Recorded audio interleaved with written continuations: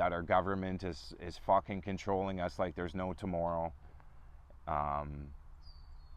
You know, and I have proof of it just on my own end. And you know, everybody just thinks I'm a nobody. I'm just a dad, but if I'm just a dad and a nobody, then why is the government constantly tracking me? Because they've been doing so since 2020, and they literally admitted it when I was in Ottawa this past April. So, you know, I had Parliament Protection Services on my ass on April 23rd contacting me at a phone number that they shouldn't have had. Like I've had many different phone numbers over the last, say, 4 years since I put in a permit. But that permit that I initially applied for in 2020 was expired.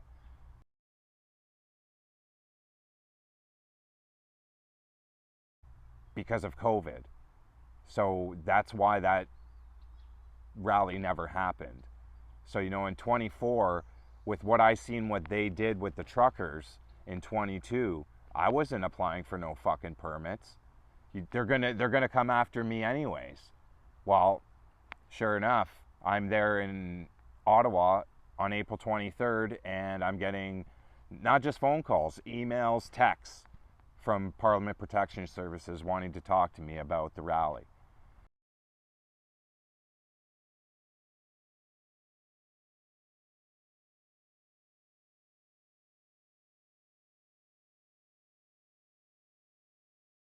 And then on April 24th, when the rally day did hit, you know, and it wasn't a huge thing because, you know, I initially wasn't even sure where I was going to be.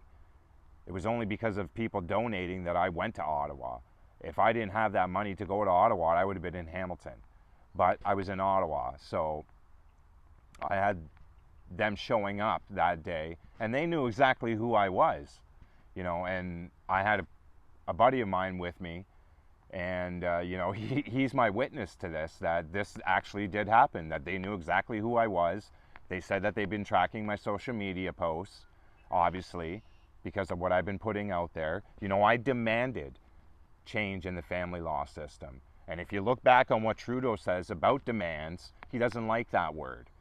Protests, public protests are an important part of making sure we're getting messages out there, but using protests to demand changes to public policy is something that I think is worrisome.